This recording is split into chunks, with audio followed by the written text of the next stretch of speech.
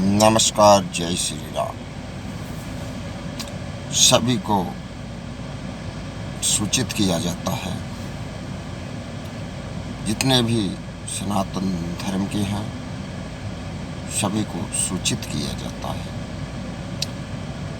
कि राजस्थान में कांग्रेस की सरकार है और राजस्थान में 300 साल पुराने शिव मंदिर को तोड़ दिया गया। वो भी एक नहीं, तीन मंदिरों को तोड़ा गया। किसके कहने पर तोड़ा गया? दिल्ली की जहांगीरपुर की घटना के बाद राजस्थान में यह बातें करी गई। सरकार किसकी है? कांग्रेस की। जहांगीरपुर के लिए, दिल्ली के जहांगीरपुर के लिए राहुल गांधी जी विदेश में बैठे हुए हैं और वहां से ट्वीट कर रहे हैं और उन्हीं के पार्टी के कपिल सिब्बल जी जाके सुप्रीम कोर्ट से स्टे ऑर्डर इशू करवा देते हैं, स्टे ले लेते हैं कि अतिक्रमण एक समुदाय विशेष है जिसका अतिक्रमण करना कानूनन हक है, लेकिन वहीं हिंदुओं के लिए कोई हक नहीं बनता। मैं आप सबको सूचित कर रहा हूँ, आप सबको आगाह कर रहा हूँ। एक बात हमारी जरूर आप लोग याद रखिएगा कि जिस दिन केंद्र में बीजेपी की सरकार गई, जिस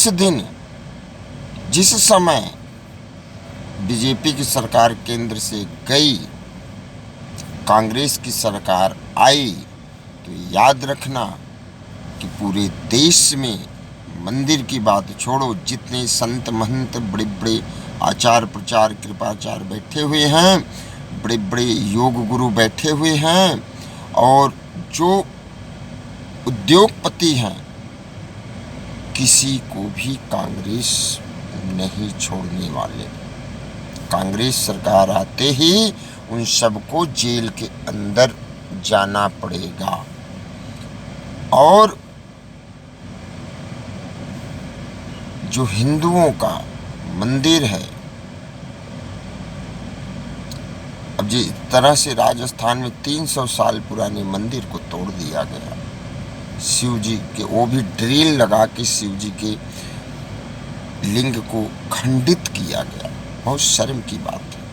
सरकार राजस्थान की है, लेकिन आरोप प्रत्यारोप लगाए जाते हैं कि वो बीजेपी वाले कराए हैं। बीजेपी वाले कहेंगे कि वो तो सरकार उनकी है, उन्होंने आर्डर दिया था। लेकिन सच्चाई यही है कि इस समय हिंदुओं के लिए, हिंदू के पक्ष में बोलने के लिए, हिंदुओं के ऊपर अगर अन्याय हो रहा है, हिंदुओं की बेटियों के साथ गलत हो रहा है, हिंदुओं को मारा जा रहा है, हिंदुओं के त्यौहार को नहीं मनाया दिया जा रहा है, हिंदुओं की रैलियों के ऊपर पथराव फेंका जा रहा है, तो उस पर कोई बोलने को तैयार नहीं। लेकिन वहीं अगर एक धर्म विशेष की बात मैं कर रहा हूँ, उनके ऊपर कोई बात हो जाए तो सारी पार्टियां उनके पक्ष में खड़ी हो जाते हैं। कोर्ट से लेके कहाँ से हाय हाय हाय हाय पूरी दुनिया चिल्लाते हैं। याद रखिएगा हमारी बात। कांग्रेस आई तो बड़े बड़े संत महंत सभी जेल के अंदर रहेंगे, बड़े बड़े उद्योगपतियों का उद्योग खत्म हो जाएगा और जो लोग आज बीजेपी की सरकार में अपनी बात रख रहे हैं, चाहे वो मीडिया द्वारा हो, चाहे सोशल मीडिया द्वारा, जिस तरह से जो चाह रहा है वो बोल के रख दे रहा है, कांग्रेस की सरकार आएगी तो ये भी नहीं कर पाओगे। जेल के अंदर आजीवन कारावास दे दिया जाएगा और उनके आते ही यहाँ पे अतिक्रमण की जो बातें हैं वो अतिक्रमण हो जाएगा, महा अतिक्रमण हो जाएगा और हिंदुओं के लिए जहाँ वो खड़े रहेंगे, उनको खड़े रहने की लिए भी राहुल गांधी जी नहीं छोड़ेंगे। राहुल गांधी जी की मानसिकता, कांग्रेस की मानसिकता और साथ में और भी जितनी पार्टियां हैं उनकी मानसिकता देखते हुए हिंदुओं को भी ये लगता है कि हमारे पक्ष में तो कोई नहीं। कभी भी, चाहे वो आम आदमी पार्टी हो, चाहे कांग्रेस पार्टी हो, चाहे सपा हो, बसपा हो, कोई बोलने को तैयार नहीं। ओवैसी जैसे लोग धड़ाधड़ बोले जाते हैं, उनके ऊपर कोई टिप्पणी नहीं करेगा। कुछ ऐसे न्यूज़ चैनल वाले भी हैं जो मौलाना मौलवी को बोलने के ऊपर कभी कोई डिबेट नहीं करते, कभी कुछ नहीं बोलते।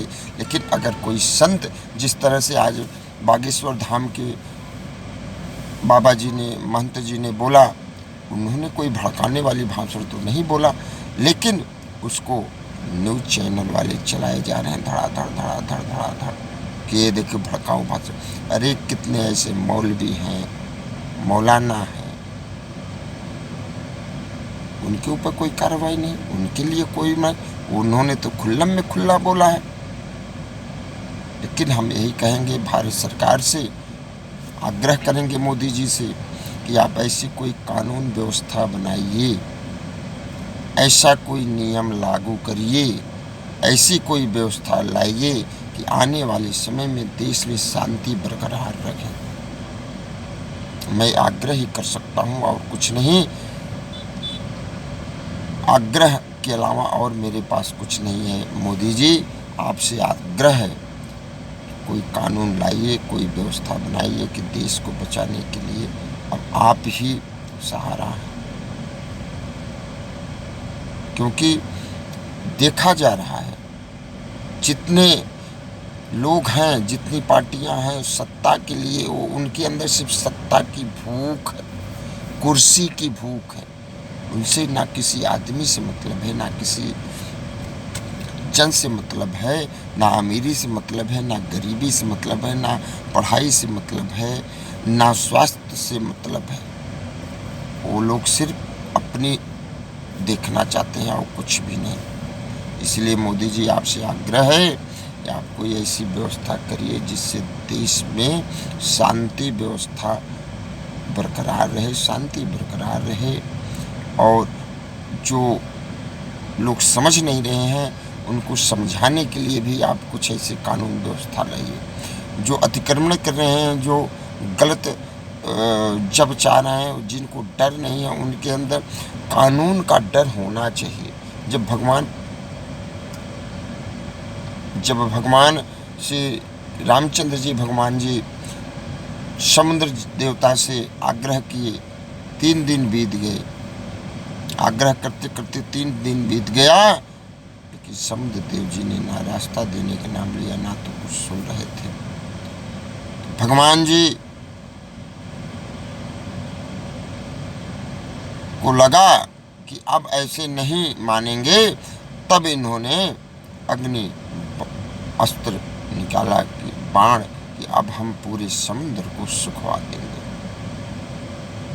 यही हो गया ना, भय बिन होय न प्रीत, बगैर भय का प्रीत नहीं होता। अगर जो प्रेम से इस देश के संविधान को मान रहा है तो उसको प्रेम से मनाइए, और जो भय से माने उसको भय से मनाइए। कानून का डर होना जरूरी है। जिस तरह से आज योगी जी कार्य कर रहे हैं, सराहनीय है।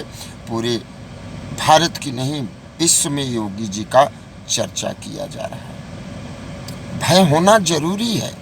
भय नहीं होगा, आज के समय पे बहन बेटियां पढ़ाई लिखाई, उनके अंदर फिर से डर का एक माहौल उत्पन्न होने लगेगा। फिर से हमारे देश की बेटियां पढ़ने, कहीं आने जाने के लिए डरने लगेंगी। जिस तरह से डर उनके अंदर ख़त्म हो रहा था, लेकिन जिस तरह से हर एक गली मोहल्ला माहौल देखा जा रहा है, उस हिसाब से आपसे आग्रह है, कुछ ऐसा कार्य करिए। अभी आप के पास पूर्ण बहुमत में सरकारें हैं, आपकी सरकार पूर्ण बहुमत में है। विधानसभा से लेके राज्यसभा से लेके लोकसभा तक आपके पास दोनों में आपका बहुमत है। इसलिए आपसे रिक्वेस्ट है, आपसे आग्रह है, आपसे हाथ जोड़ के विनती निवेदन है कि कृपया करके कोई ऐसी बात, ऐसा कानून, ऐसी व्यवस्था करिए कि बहन बेटियों में डर का माहौल ना रहे। जो सही से रहना चाहते हैं, जो सही से जीना चाहते हैं, उनके अंदर डर का माहौल ना रहे। बस यही मेरी एक आग्रह है, यही एक ब्राह्मण की आग्रह है।